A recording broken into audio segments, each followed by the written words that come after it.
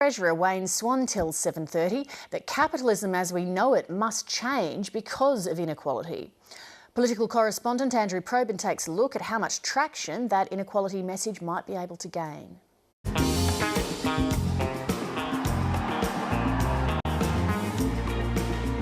Inequality. It's become the political byword in Western world politics.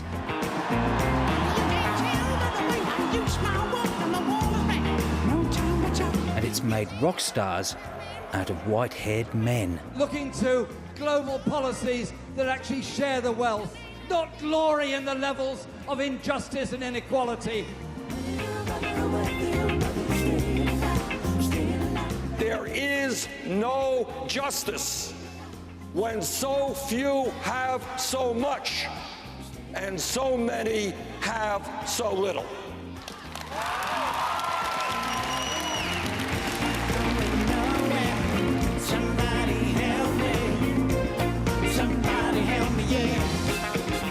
Even younger, more photogenic politicians have leapt on the bandwagon. Increasing inequality has made citizens distrust their governments, distrust their employers. It turns into us versus them. That politics that got out of the box is not going back in any box. In Australia, inequality is well and truly out of its box as a political weapon. Inequality kills hope.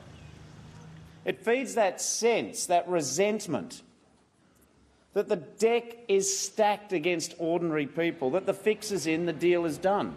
It's contested territory. This idea that people and inequality in incomes has been going in the wrong direction, that's not borne out by the facts. It hasn't got worse, inequality, it's actually got better. Government should be focused on alleviating poverty. Inequality is staring over the fence and noticing another guy's got a jet ski and you don't have one. Inequality doesn't cause suffering or falling out of the education system or poor health. You'd had to have had your eyes and ears closed for almost 20 years to believe that inequality hasn't increased in Australia. For many people, it's a real lived experience where they're seeing their wages not grow. Meanwhile, they're seeing other parts of the economy or other companies or other people doing very well. Anybody who tells Australians that the way to deal with inequality is to weaken the business sector is actually being very dishonest with people. So what do the statistics show? Since 1995, incomes for the top 10% of wage earners have steadily increased. By comparison, incomes for the bottom 10% of earners have only marginally improved. The gap between the richest 10% and the poorest has increased by 78% over 2 decades, even with inflation taken into account. Well, I hope people will listen now. Christine Lagarde, the head of the International Monetary Fund, surprised many economists in 2013 when she warned that inequality was an economic risk.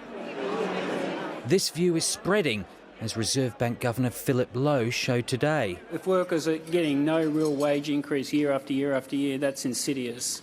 It reduces support for sensible economic policy. Do you think inequality is rising or getting better in Australia? Well, it's risen. Interestingly, the pointy heads have changed their view on the economic orthodoxy. We know that inequality is bad for economic growth. Rising income and wealth inequality is hollowing out the middle class around the developed world, creating vast armies of working poor and leading to stagnant economies and political polarisation. It is the preeminent issue of our time. Former Treasurer Wayne Swan says inequality has redefined the economic rules. There's no question about that. The economic model that has delivered the inequality is trickle-down economics, which is basically tax cuts for the rich, deregulation for the powerful, and wage suppression for the rest. Are you saying that capitalism has to change? Unquestionably. I mean, capitalism needs to be saved from itself. That's what people like the Governor of the Bank of England are saying. It's what the financial institutions around the world are saying. Capitalism is thoroughly discredited at the moment because it's produced rampant income and wealth inequality. Well, this is quite extraordinary to hear from a former Treasurer. Is your thinking now different to what it was when you were Treasurer? It is somewhat. I mean, I've talked about inequality all of my political life, but what I discovered when I was Treasurer was just the extent to which powerful vested interests would try and drive policy to make outcomes even more unequal. The next target of the inequality campaign is going to be those tax cuts to the big end of town. Are these calls and this fight going to get even louder? Oh, it certainly is, and the Labor Party is going to lead this battle because it needs a whole set of policies for inclusive growth. We have got to remember that if we want people's incomes to rise, if we want to create jobs, we have to have a strong and competitive business sector. Bill Shorten has set about rebranding existing policies under the inequality banner, and you get the sense the government's been caught flat-footed. Labor's policies on housing affordability through curbs on negative gearing and capital gains tax are now framed as inequality issues. So too are ALP policies on tax and superannuation. It's part grievance politics, where identifying irritations is far easier than solving them. But it's very effective.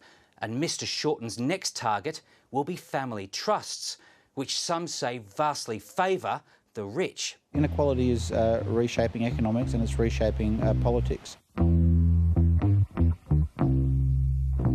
New lines loom in the inequality war cry.